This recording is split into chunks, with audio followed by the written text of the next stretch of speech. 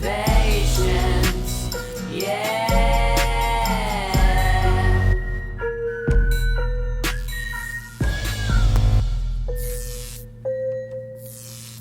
Welcome, Z-Pack. This is Dr. Zubin Demania. We got Tom Heinemberg and Logan Stewart behind the board. Hey guys.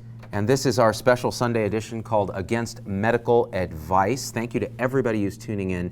You will want to hit share and hit like and spread the word on this episode because we are here to actually fulfill the mission, the original and abiding mission of this show, which is to give a voice to people on the front lines of healthcare who feel like they do not have a voice. And I could not imagine a more difficult situation for someone who deserves a voice, who served her country with honor and was subsequently abandoned by the medical industrial complex of the Army in this case.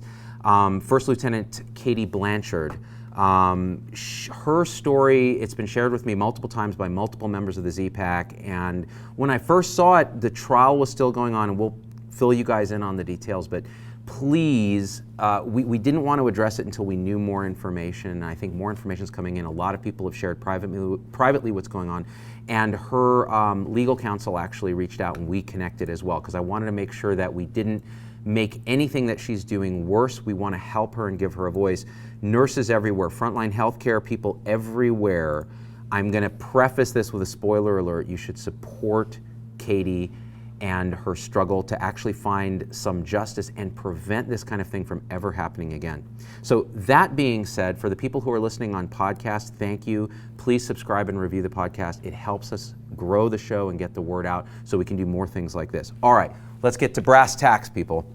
So in September of 2016, almost a year ago, First Lieutenant Katie Blanchard, who is an Army nurse, and her mother, she's the daughter of an Army nurse, so has a tradition of serving in the military, serving our country. Thank you for your service, Katie, if you're watching right now.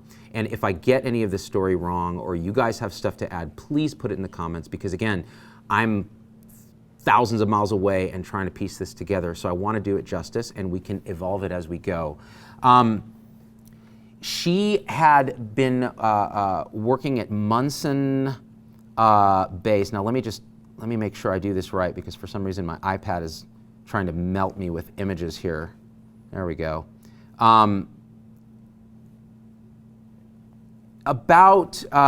She was in Fort Leavenworth, Kansas, and at Munson Army Health Center. Okay, and I've heard from many people who work there who are terrified that they would be disciplined if they talk to me, so I'm not going to repeat any names, but I'm filling in some of the story and some is from the press that has recently come out. And right now I'm looking at a website called Justice for Katie Ann Blanchard, blog.wordpress.com, but there's also the Daily Beast and some other articles that I'm going to reference. And she was recently featured in People magazine as well. So the story is this. She was working at this facility, was supervising a gentleman, and there she is with her family, her husband and her 2 kids.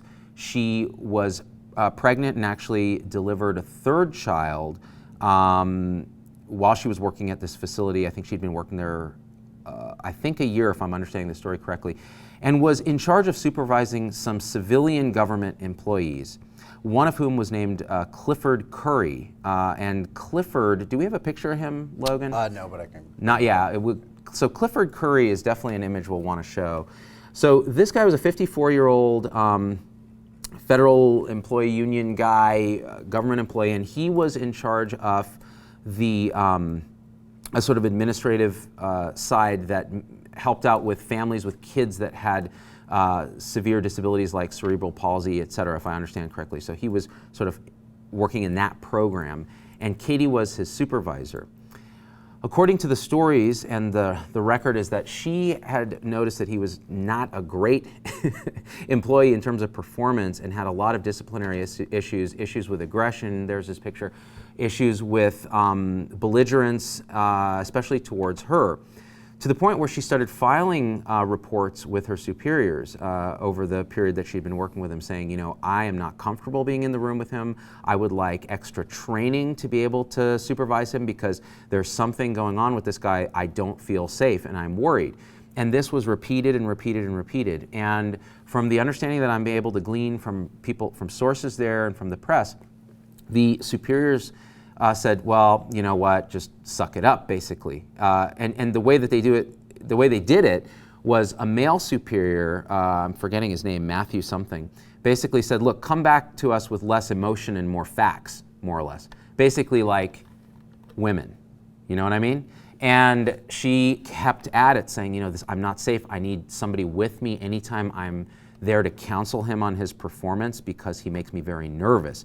And then events started to happen, and I'm going to try to pull some of this up so I get this story right. So before she was attacked on September 7th, 2016, she, and I'm going to pull up, sorry, I'm going to pull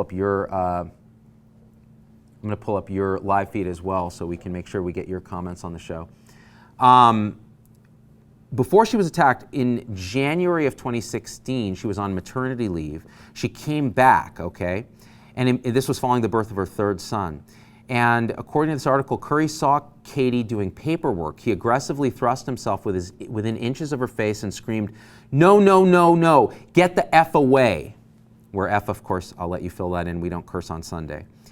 And Katie was forced to call a code green, which those of us know is a hospital security to stop somebody who's being belligerent. And they were called in, he left the building, but then he came back, was never disciplined. The superiors blew it off and said it wasn't a big deal. Now he continues, so they did nothing, all right? Now he continues to demonstrate this pattern of, you know, unpredictable, unhinged, sort of demented behavior towards her in particular, and he's a crappy employee. But we all know that it's very difficult to discipline or fire a government employee. That's why a lot of us really would love to have a plum government job, because once you get it, you get it. And again, I worked at the VA for a long time, and some of the best people I ever worked with, the most passionate caregivers and administrative staff were at the VA. Also some of the worst people who had been there for years who couldn't tie their laces worked at the VA, and they could never, the struggle to get them moved or fired was immense. So I'm getting a sense, I'm going to go on record and say I'm getting the sense that this is what was going on with Mr. Curry here, and Katie was unfortunately his supervisor. So meanwhile, Curry was vocal about his contempt for Katie as a supervisor and as a woman who intended to have a family, and he appeared emboldened by the lack of disciplinary action. So here's a 26-odd-year-old woman, right, with, if you've heard her talk, she has a very sweet voice, very unassuming, but she can be tough. She's an Army nurse, and she's a nurse, right? So some people on the back channel that have talked to me said it's sometimes tough for civilian employees, especially older ones, with attitude like that, to take orders or supervision from a younger female superior. And so was this part of the stew, or was he just mentally ill or a bad man? Again, I don't know him, so I don't know, but we have to kind of speculate about this stuff. So either way, it was a toxic situation that none of the superiors or administrators were paying attention to, even though numerous times she told her section chief and nothing was done. So then, there was a new section chief who came, because the first one was transferred away from Leavenworth, and that person took Katie's pleas more seriously. She tried to stop Curry before he escalated by going to the next officer in the chain of command. But the section chief's effort to put a stop to Curry's behavior using the proper protocol was met with an admonishment that both she and Katie were acting irrationally as women and needed to come with facts and not emotion. So this is again on the blog post. So wow, if that's true, wow. Well, let's cut to the chase. We're going to go to the Daily Beast article that details the attack. So it was around 5:10 p.m. or so. The clinic would normally have been closed from what I hear from the back channel people, but Katie and some other staff were still there. And at this point, Deanne Killian, I hope I'm saying her name right, a pediatric nurse practitioner, heard screams coming from where Katie would have been, and rushed into the office and found her on fire from the waist up with a smell of gasoline in the room. And the picture that Logan has posted right now is her after this attack, okay? So let me describe the attack, and then you'll see what put her in that horrible, horrible condition. So at this point, Apparently, Curry had come in with a plastic, and I'm tying this together from her reports, from reports of witnesses, etc., had come in with a plastic bottle filled with gasoline, threw it at her, and then lit a match and threw it at her. And she was engulfed in flames immediately, started screaming and trying to get away. At this point, Curry also had a straight edge razor and started attacking her and slashing her with the razor. This is a normal guy, right? Right? Oh, no problem, superiors, just blow off all the complaints that this was going to happen, right? Right? How many times in administration have we heard this where we've complained, get no support, and then something terrible happens? Well, here's the rest of the terrible that happened. At this point, she's on fire, he's slashing at her. Deanne Killian hears her cries, runs in like a freaking hero, all right? And starts, basically he had his foot on her throat, was trying to break her neck and hold her down while she's on fire. Deanne pulls him off and in the process fractures a bone in her leg. And at this point, he's still trying to attack her. He leaves the room, comes back with scissors and comes at her with the scissors. And at this point, a doctor who was nearby, Dr. G, and her full name is in one of the FBI reports, so it's online in public, but we'll call her Dr. G because I can't pull it up fast enough. And I also, even though it's public, I haven't heard from her folks, where I've heard from friends of Deanne, okay? And I think Deanne would be okay with me telling her story, but I don't know about Dr. G yet. So Dr. G came in and struggled, again, to get them off, to try to put out the flames on Katie, getting her out into the hall, called the alert. At this point, somehow a bunch of people come in, and I think through the heroism of everybody there, Dr. G, Deanne, Katie, he's subdued. They call the authorities. And while this is happening, by the way, Deanne and the others heard Katie say, while she was burning, "I told you this would happen." That was one of the first things that they heard out of her mouth, was her conviction that she has been telling everyone that this was going to happen, and nobody listened. And here she is on fire in her own facility with a coworker attacking her that she never felt safe around, and she asked for help and nobody listened to her. This is someone who volunteered to be in the military, in the army, to protect our country and served our country and her patients, and this is how she was treated. And those were the words out of her mouth. She's a nurse. She's one of our tribe, right? And this barely makes the news when it happens, all right? And nobody seems to care about what's happening to our frontline troops. And this is not an isolated event. So she's on fire. He's coming at her with scissors, and her heroic colleagues are trying to save her. And just imagine the scene if this was your clinic, what this would be like and what is going on in all of their heads, all right? Finally, everybody comes, they arrest him, he goes to jail, he immediately asks for a psychiatrist, right? Because he's not an idiot, because he wants to go for the insane defense. And there you have it. She goes to the hospital and begins the ordeal of skin grafts and fixing, her wounds and pain and rehab. And now there's her face after, obviously, some time has gone by. This is a hero, a heroine, who will never be the same, who will never be without pain, who will never be without the scars of this event, who was ignored and abandoned, deserted by the army that she volunteered and gave her blood, sweat, and tears. And everyone who has known her, who has reached out on the back channels to talk to me, has said she is not only an amazing nurse, but she is an amazing soldier and has given everything for this country. And this is how she's treated. She's ignored. And it gets worse. So stay tuned. So one thing I want to say right here, because I want to put a hard stop right here for a second and say something. Deanne Killian is a hero. Dr. G is a hero. Deanne and her friends have messaged me on the PM. They have said that she has suffered nightmares, PTSD. Obviously the wounds and injuries she got from fending off this guy, burns, etc., and the broken leg. And again, where do we acknowledge this? It's a silent code. And this isn't just the military people, this is across healthcare. the Delnor nurse situation, the nurse who was stabbed in Massachusetts, countless stories that we've been reporting on this show.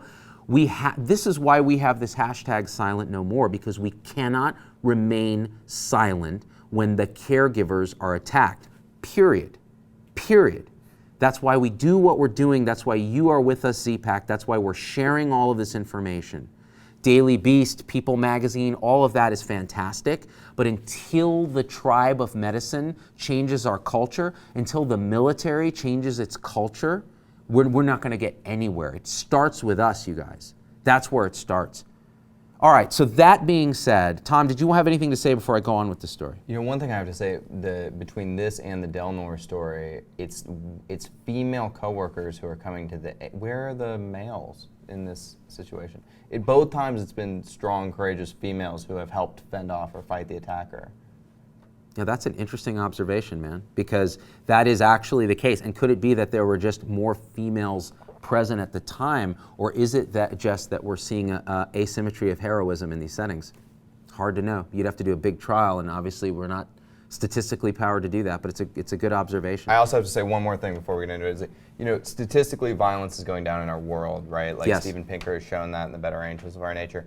But if you're in a place that's a statistical anomaly, like a hospital, violence is not as low as it is in other areas. So this is not just like, if I work at 7-Eleven and I say, yo, my coworker is crazy and I think he's going to hurt me, this is a lot different than it happening in a hospital setting where these things happen much more often.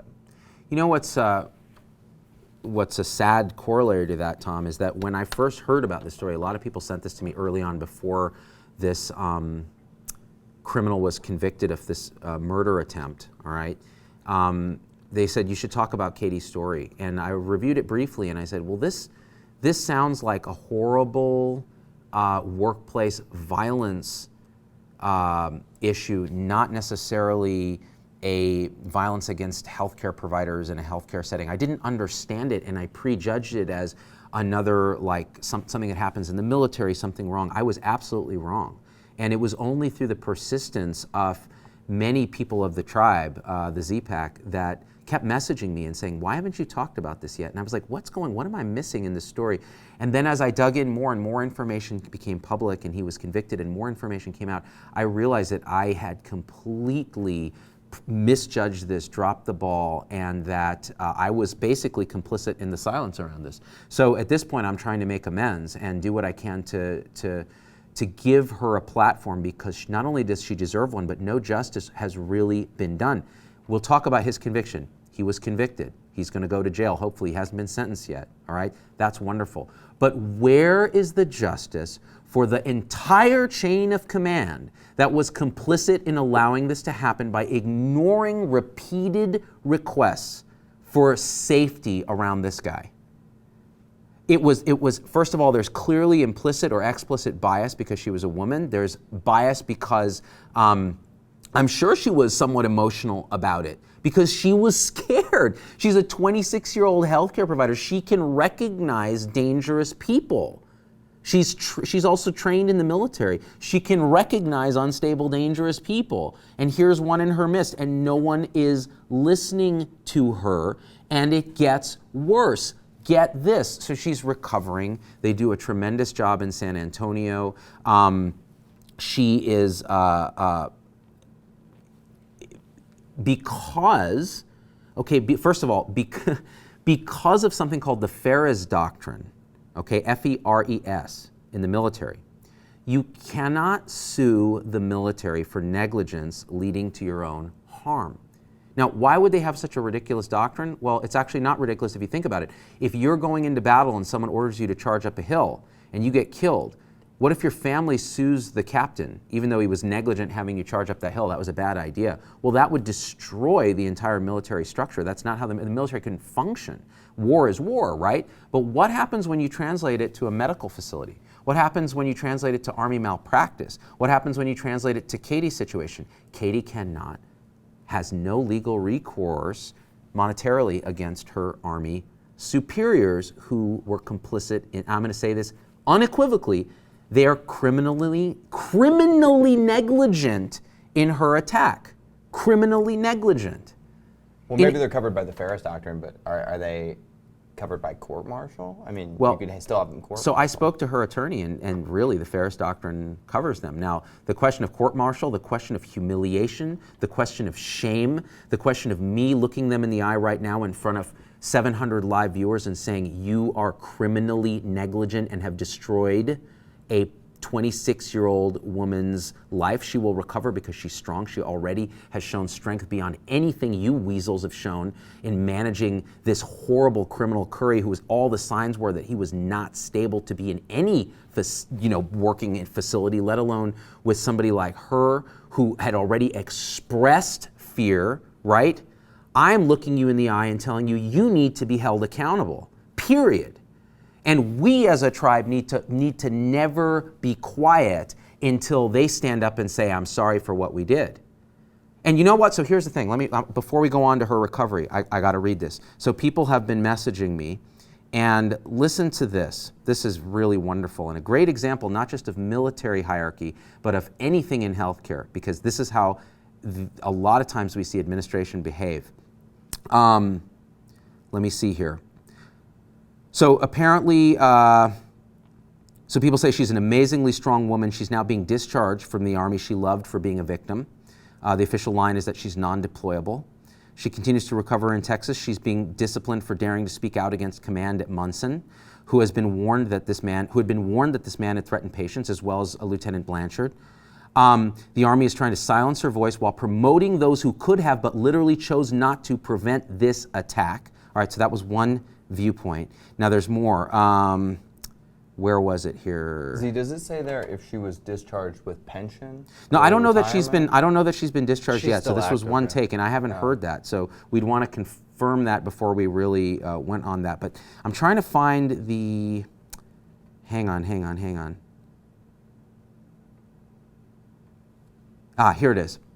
Okay, so Deanne Killian, of course, suffers from injuries and nightmares and all of that, but the basically, I'm trying to find the exact quote here. Because I won't be able to find it quickly in all this, I'm going to tell it to you. So fundamentally what was said was that immediately after the attack, command came and had a meeting with people and said, look, there was no way we could have known this could have happened. That's what this person who worked at the facility told me. The command told everybody there was no way we could have known this could have happened. Screw you. Are you kidding me? If that's true, that is criminal negligence. That's one right? of the statements like nurse unharmed, right? Exactly, with the Delnor thing, nurse unharmed, right? And to me, this is just, it's insane. Now let me see if there's another piece here. A lot of people were surprised that Katie's case didn't make more headlines, especially at the time. Well, silent no more, right? Because nobody cares about frontline healthcare providers who are hurt, right? It even took me a while to jump on this because I didn't understand, and I had to be made to understand. So the fact that there were one person says the fact that there were numerous times it could have been prevented, and that someone had intervened. It's astonishing. She and and Katie went to the same nursing school, and the alumni at the faculty rallied immediately after the incident to help with costs. The undergrad nursing program at PLU had a relationship with the nursing program and graduates, many officers, nurses a year. So again, her alma mater supported her. There were many who rallied to her side, but many more said this is just how we're treated by command. Totally expendable. Now, here's where it gets even worse. So as she's recovering, she's trying to get the benefits that are due to a soldier who's injured. And these are benefits that are covered by a particular life insurance that the military provides. And I'd encourage you to read the articles if you want to get details of this. She initially was told, well, okay, submit the application. Oh, the only person who handles these applications isn't here today, so you'll just have to catch them. You'll have to call when that person's here. Person's never there.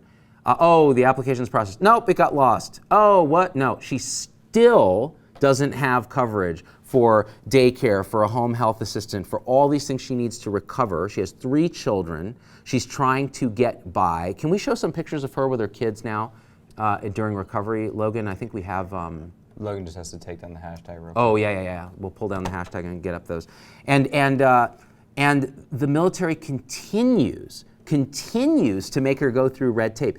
Listen, if I were the Army, all right, at this point, I would be kissing her butt. I would be doing everything I could to try to make this right because they screwed up. Do you want to recruit young men and women into the military, into the medical branches of the military? Do you want to do that? I'm going to tell you right now, if this is how you treat your frontline medical staff who are injured by your negligence, then don't sign up, right? I would tell people, why would you want to go and work for someone who doesn't care about you? Of course, I would tell that to anybody leaving medical school who would work for a nameless, faceless corporation who doesn't care about them. Here she is with her kids. She's clearly trying her best to recover, and she has a home assistant. She has daycare, all those other things that you would need to be able to do that, and that costs money. And of course, her benefits haven't gone through. Hey, military guys, can you expedite that ish, please, for her? Because we're asking nicely, all right? And the other thing is, could we maybe work on a way to have this never happen again? Because so Katie's mission now, and I talked to her counsel, is to make sure this never happens to anybody else again and that justice is actually done. So she's trying her best to find meaning and purpose in this tragedy. Every day she looks in the mirror, she sees the results of a deranged lunatic that she had asked for help to protect herself from. And she's glad that he is in prison, but she's sad that nothing is being done in the military to make this better. Now the question is, can you rescind the Ferris Doctrine? This actually came up at a Supreme Court date, and the overthrow of Ferris, I think, was rejected 5-4 by the Supreme Court, but it was a tough battle because, again, it's very hard to find justice for people like Katie. But the question is, how do you balance it on the battlefield with a functioning military? I mean, Logan, do you have any thoughts about this, being the son of military folks and caring deeply about the military, as we all do? I mean, it's been, ever since the military was founded, it's pretty much you sign your life away, So it's kind of hard. But do you think that gives us reason to abandon people who are mistreated or don't get a sense of justice in the military, or should we work to make the military structure better? I mean, I would argue we should. I mean, I know it's what you sign up for, but how can you possibly, when you sign up, know all the details of what you're going in for? It's like Game of Thrones signing up for the Night's Watch. Yeah. No spoilers, please, because I haven't finished. You just don't know what you're signing up for. I don't think Logan's saying okay. I think he's just saying that's the pragmatic reality of what the situation is. And there's good people in there who will try to stop this stuff, but the thing is, like, it's the doctrine. I'm not supposed to talk about this, but my dad is kind of the one that she would have gone to, and he's gotten yelled at hundreds of times for trying to stop this kind of thing. And they tell him from the higher up, like, don't look into this, don't ask questions. It's, So this is just a straight military culture thing. Oh yeah. Hey, Z-Packers, how many have seen this in the medical culture? How many people have said, don't chase that. That's a waste of time. Don't file charges. Just, next time be nicer to the patient. Don't escalate them. How many of us have heard that shit? This is a larger problem of bureaucracy. It's not just the military. The military just happens to be a really large functioning bureaucracy in our society. Massive. And it's the classic bureaucracy. I mean, if you ever watch MASH, that was MASH. If you ever work in a military facility, you experience it. If you ever work at a VA, you experience it. But so let me read one thing that was sent to me, and this was, per Deanne. This is a friend of Deanne's, Killian's. The incident happened quickly, all of it within 15 minutes. She and Dr. G were working late, and normally the place would have been closed down. She heard a scream and went in, seeing the lieutenant on fire. She tried putting the fire out with her hands, then left the room to tell Dr. G to call 911. She turned back around, and the man had his foot on the lieutenant's neck and had scissors or something in his hand. Deanne got down and pulled his leg off her neck, flipping the guy over and injuring herself with a fracture to her leg. The fire chief wasn't allowing anyone onto the floor because he wanted just one person to go in and see what was happening. Once they realized what was happening, help came in every direction, i.e. the OR team was there, anesthesia started IVs, etc. This is a really terrifying story. And it actually ties back into when I had Dr. Chris on the show back in San Francisco talking about de-escalating people and working with VA populations and PTSD. He said, when you call 911, it's very important to give them as much information as you can. If you just say fire, emergency, they don't know how to enter the building. if you tell them exactly as much as you can, they know how to come in with the right stuff. So this is very important as a call to action, Z-Packers. If you see something happening, violence, whatever, on a ward or anywhere, give as much information as calmly and quickly as you can to the dispatch, because they're going to relay that to law enforcement so that they try to do the right thing when they show up. Should we take some comments, Tom? Yeah, I think so. All right, what do we got? Let's see. Katie knew and yet no one listened, says Jewel of the Nile Hall. Disturbing and disheartening. Our women aren't safe serving in the country's militaries. It sickens me. My thoughts and prayers go out to Miss Katie. God bless. So I want to say one thing. I'm a huge admirer of the military and people who choose military service. We thank you for your service. We in the Z-Pack actually have many military personnel and ex-military personnel. I think we can do better in terms of gender stuff in the military, but I think we have to at least talk about it to try. And again, I support any efforts that the military has to make this stuff work, because remember guys, this is a volunteer military. They are there through their own choice by blood, sweat, and tears to protect us, and we should do what we can to support them vocally. Can I say something real quick too? For the superiors who thought that this is just, oh, it's just a woman making a threat, whatever. I think like we as guys don't really understand just how many threats there may be in a typical day for a woman. Like maybe there are multiple a day. I never feel threatened for my life, almost never. But sometimes when I get around a guy who's bigger than me, I'm like, oh, that guy could kill me if he felt like it right now. And I think a lot of women feel like that all the time, which is not wrong. And this is something that I think, again, like you said, a lot of men don't understand. Look, I'm 5'5". I should be terrified for my life every time I step out the door, all right? But I'm not, because I have male conditioning that says, oh, what could possibly go wrong, right? I'll just punch someone in the face. It's a stupid attitude, but that's part of my conditioning. And honestly, mostly I've been left alone most of my life. Now, I think many women have a very different experience, particularly in the military, but also in any militaristic medical culture. The medical hierarchy is incredibly hierarchical and militaristic. We have a command structure, a command and control structure.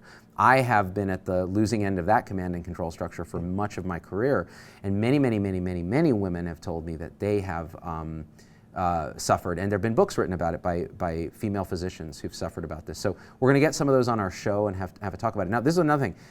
Another reason I was reluctant to kind of talk about this story is until I had more information. And as more information came out, now I feel more comfortable. Because one thing I learned from the Delnor incident is that if you start flapping your gums the minute a story comes out and you don't know what you're talking about, you can often be part of the problem instead of part of a rational and more educated discourse about it. So forgive me if I don't jump on things right away, but I want to make sure we do it right and we do justice to the story and the person who's the victim, right? And the person who perpetrated the crime, because sometimes you have to be careful. People are innocent until proven guilty. He's now proven guilty, all right? Michelle says he was sentenced to 20 years in prison. For 20, okay, so he got sentenced?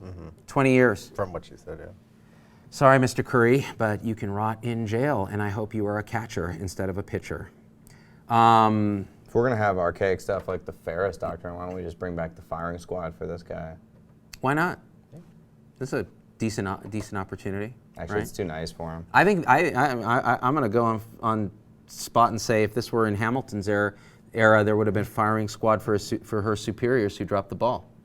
But this isn't Hamilton. This isn't 1776, so I'm not advocating the death penalty for administrative incompetence and lack of being. By the way, Tom, I told you this earlier. There's evil and there's evil, all right? So Curry is evil. The people who would allow this to happen are more evil because they're evil by omission. They see stuff happening and they refuse to act. And that is a kind of deep, hollow, just forgiveless, I can't forgive it kind of evil, right?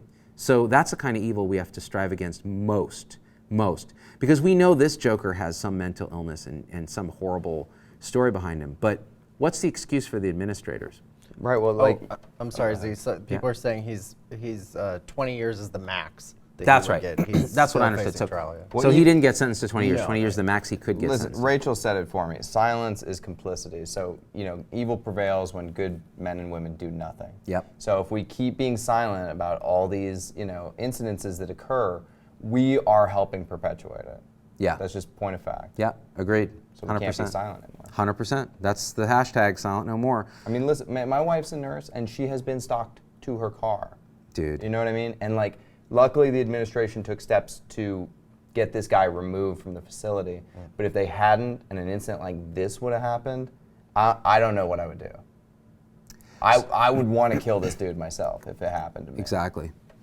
Well, so here's our call to action, guys. What I'd like you to do is we've linked to Katie Ann's public Facebook page, so her sort of public figure page. Show your support there. Tell her how much you support her and hope that you're going to do your best to try to make sure stuff like this never happens again. Write to your congressmen and your elected officials and say, our military personnel deserve better than this. There should be accountability, whether we need to reevaluate the Ferris Doctrine or whether we need to evaluate how we hold people accountable in general in the military and how we hold civilian government employees accountable, all those kind of things, right? We have a voice. We are frontline healthcare practitioners. We still have trust and respect in society, and we should make our voice heard. If you hit share on this, that's one way of making your voice heard. If you go to her page and see what you can do there and read some of her story, that's another way. We should support her. And Katie, if you're watching, I want to say how really sorry I am that this happened to you, and we here in the Z-Pack, I think I can speak for all of us and say we love you, we support you, your children and family are beautiful, and anything we can do to help, let us know. I'm formally inviting you onto our show, either by Skype or by phone call or in person. We'd love to have you come and tell your story, and you're welcome anytime here, because I think what you're doing could spark an even wider movement within Silent No More that could transform how we treat our frontline healthcare practitioners, both in the military and out. Parting thoughts? Stunned silent. I got nothing really. Yeah, I think we've covered the bases. Now we'll hopefully get some folks on the show to dig in deeper. Guys, thank you for spending time with us on Sunday. This is Against Medical Advice. Tune in every day for Incident Report Live. We are the nation's #1 live medical show. We may also be the nation's only live medical show. That's not true, but we're #1. We love you, Z-Pack. We're out. 1, 2, 3. Just give me that.